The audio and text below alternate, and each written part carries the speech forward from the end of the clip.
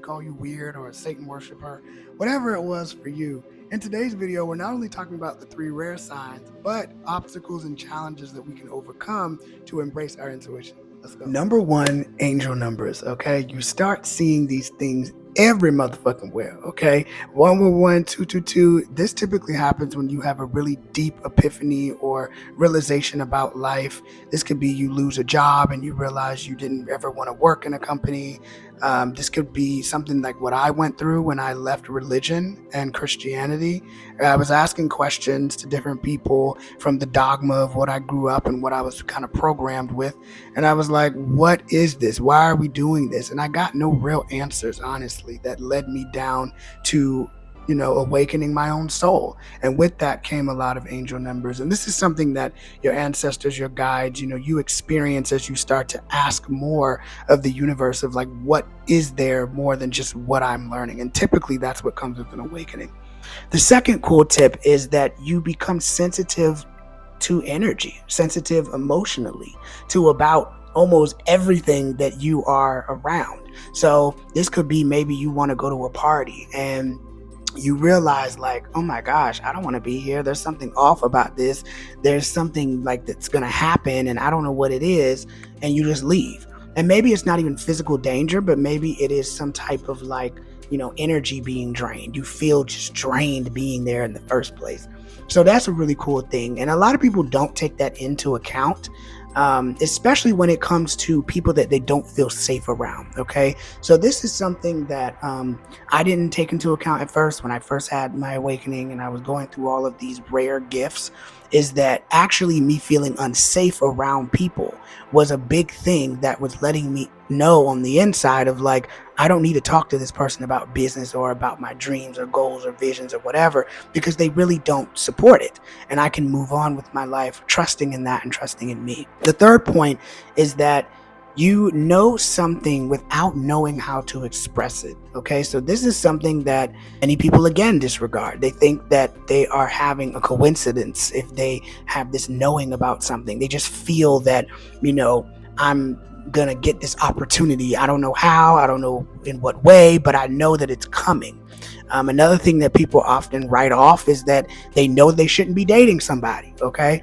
They know that someone isn't good for them. So a lot of times, people will trick themselves into thinking that, okay, I don't really want that person for real, my emotions, I don't really want a relationship for real.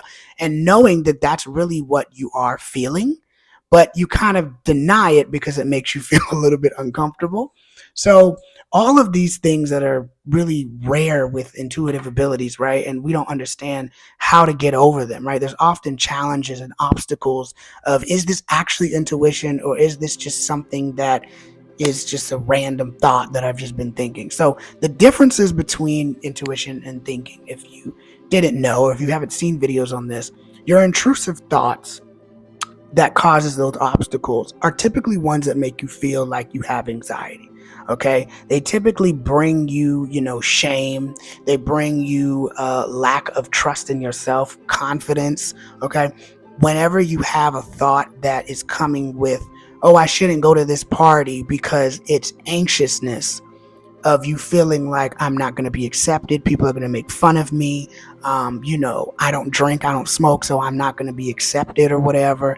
That is all from the intrusive anxiousness.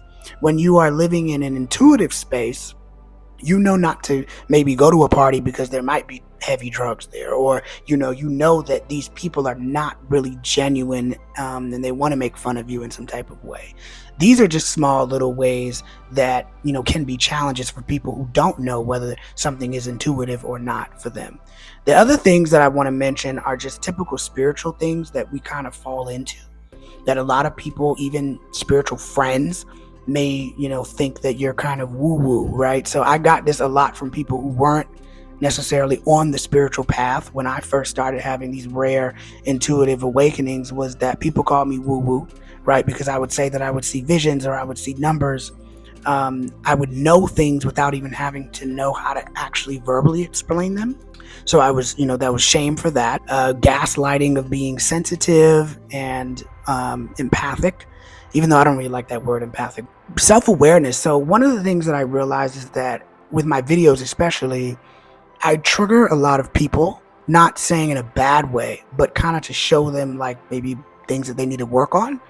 And this was with friends, this was with, like ex-partners, this was even with myself. Like I would go back and rewatch videos. And that was something that, behaviors, things that other people need to heal. So for example, maybe somebody would ask me a question about something, and there would be this, retaliation of this person not liking me, or just some type of like negative feedback, and I'm like, I didn't even do anything, like what's going on?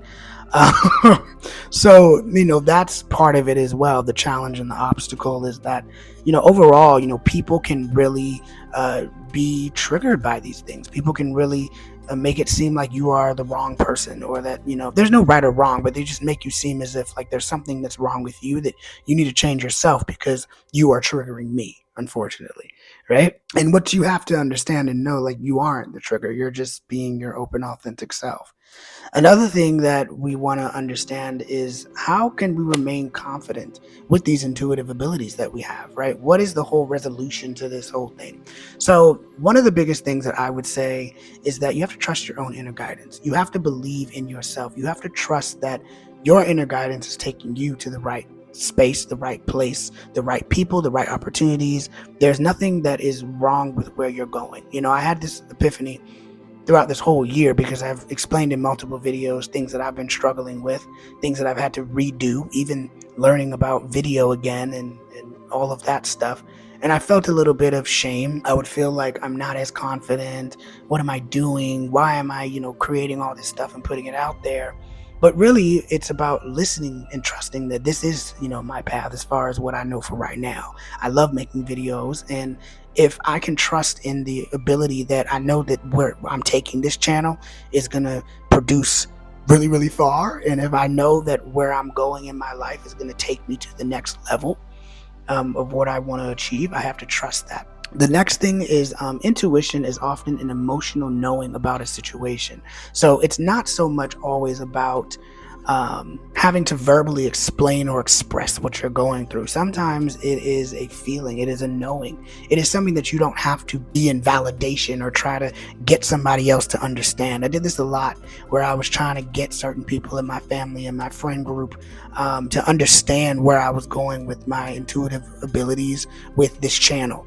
Right, so I was explaining things that I was feeling, and a lot of the times these people didn't understand what the fuck I was talking about. They were so conditioned to whatever they have going on, and that's their own situation. They're not me. So I have to learn to understand that even if I am a sensitive being, where I do cry, where I do feel, that is okay, because that is a part of who I am, and I have to own that. The last thing here is that whatever you believe in and know in your heart is not for anyone else, it is directly for you.